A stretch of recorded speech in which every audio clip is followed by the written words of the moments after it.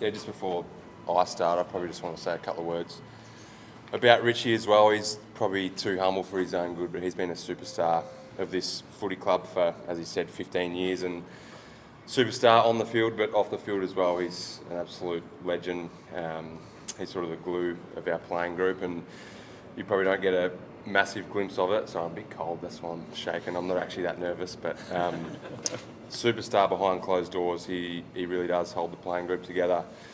You wouldn't see his humorous side and the joy that he brings to the group. Sometimes he acts like an 18-year-old in a 34-year-old's body, but his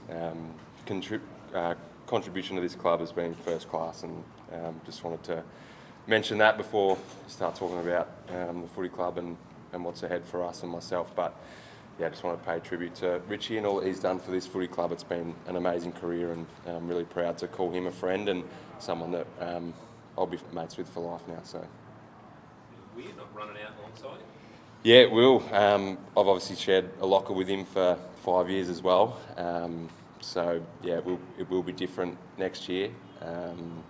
But yeah, we've still got a month next to each other here. And as he said, hopefully he can crack in the last couple of weeks, but see what happens. Speaking of the next couple of weeks, have you got a point to prove after not getting that blazer? Nah, not really. I understand those teams and how hard they are to crack into. There's some superstar players around the competition. Yeah, I still feel like I've had a really strong contribution to the team this year and what we're trying to achieve. So I know within the four walls they appreciate my work. I probably knew maybe a month out when Cornsey and I think it was Bucks as well said I wasn't in very good form, so probably knew I was going to miss out a month ago. But that's all part of it. I feel like I've been around long enough to not let those decisions and accolades affect me going forward and my mindset and things like that. So yeah, I feel like as a group as well, we just had Charlie in the team, didn't we? So to finish second on the ladder, only have one All-Australian, I think it's actually a positive. It just shows how even the contribution's been this year. I feel like as a midfield group as well, I think we were number one in clearances for the year, so we feel like we're doing a lot of things right. I know I've played my part in that, and so have a lot of others that roll through there. So it's probably a testament to the team, and just shows how even it has been. And to finish second and only have one in it, I think it's a good thing. Are you a guy that keeps receipts, Lockie? You mentioned Bucks and Kane Corns there, and you obviously you consume a lot of media. Do you like keeping those little things tucked away?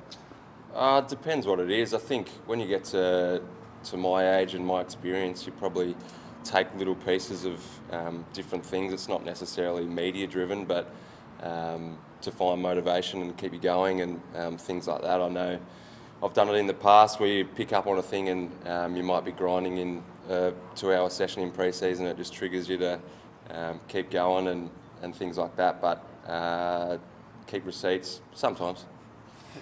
How's the body?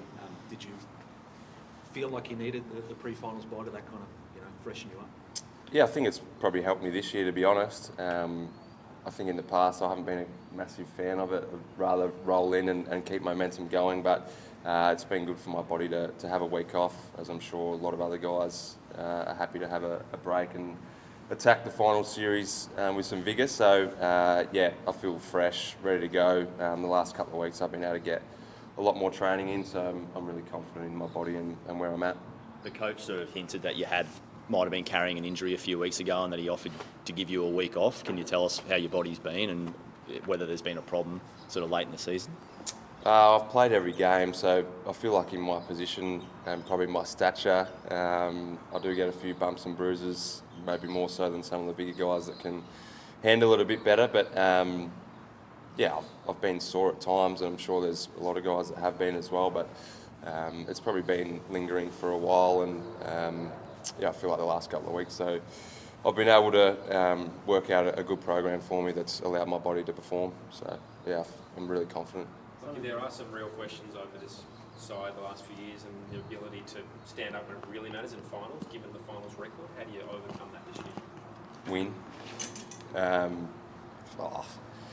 It's their finals are hard to win, and our finals record, what is it? I don't even know, 3-6, and 2 losses, 1 point I think, and the other one 3 points. So could very easily be the other way around.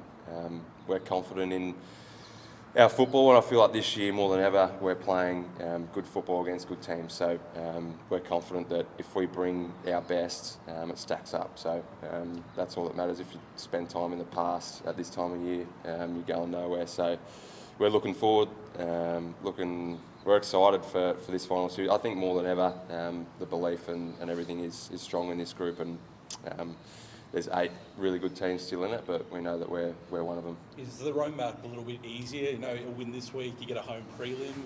Does it make it a little bit easier? Yes and no. It's great that we're playing at the Gabba. We get 2 finals regardless of this first week's results at the Gabba, so that's great for our fans, members, and for us. We love playing at home, but I think we've had it twice before and haven't made the grand final. I think 2019 and 20. We had the same roadmap, as you call it, and didn't get there, so it guarantees nothing.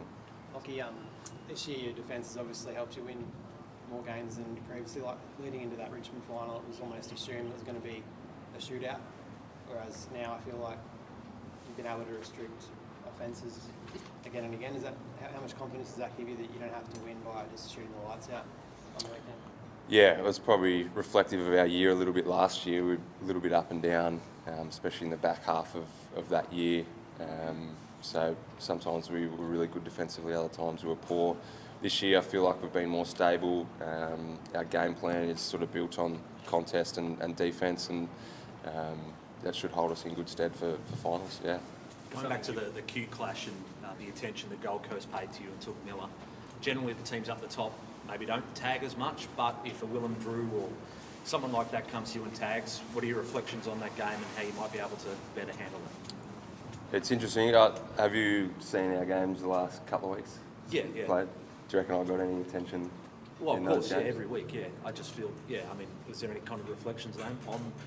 No, I could have handled that day better for sure, but I think we learned throughout the year. But I find it pretty funny when teams or media say that if you shut me down, Brisbane are going to lose. I feel like as well I get attention most weeks, and when I perform badly, it gets reflected that way, whereas nothing gets said when we do well as a team or I go all right. So I feel like I'm ready for anything. I've dealt with it for a long time now, so you have those days where you're a bit off, which I was against Gold Coast, but yeah, I feel like I'm ready for whatever teams throw at me and at us. I've had games where I've been down and been tagged and we've won by 10 goals, so confident in whatever happens.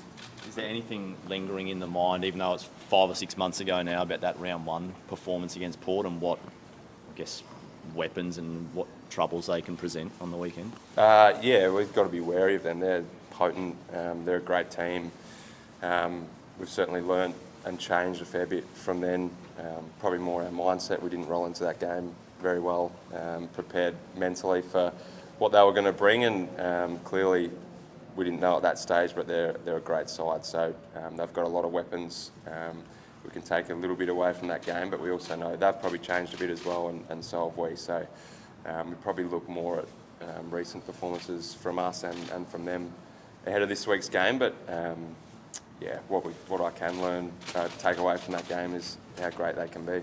Is there a focus on shutting down Zach Butters? We know his danger and the threat that he poses. Yeah, I love watching Zach go about his business. He's a superstar. Yeah, we'll certainly have to be wary of him and what he can do. He's had a great season. Could be the Brownlow medalist. He's had that good of a year. So, yeah, we'll certainly look at ways to stop him, and his influence has been extremely influential for that side. How do you rate their midfield just broadly, Lockie? They've obviously got a lot of speed in there, maybe a different mix to what other midfields can present with Horne-Francis and Rosie as well. Yeah, I think the mix of power and speed in there is probably the best in the comp. They're unbelievable through there, and they've got the strength with Wines that rolls through there, and Willem Drew is a bigger body as well, so they've got a great balance and a great mix. So they're one of, if not the best midfields in the comp, and it's a great challenge for our guys to come up against them and restrict them and try and win our fair share of ball as well. You've had such a great season as a team, but your two worst performances have probably come off big breaks. The round 1 against Port and then the Hawthorn match in the middle of the year. Has that been addressed during this break this time, or is that any concern at all? Not really. We haven't spoken about it. Gold Coast was pretty bad as well, and I don't think we had a break. That was one of our worst performances too. But we feel like we got a good training session in on Saturday, sort of replicated. Not quite match intensity, obviously, but we got some really strong kilometres in on Saturday. So sort of feel like we're prepared. We've kept rolling, and the week's been set up really well for us this week to attack it. So. Yeah, I feel like we're in good stead, and everyone's come off a break as well. So it's sort of with the bye, you're sort of the only one. Oh, there's 4 or 5 teams, but yeah, we feel like it shouldn't be an issue.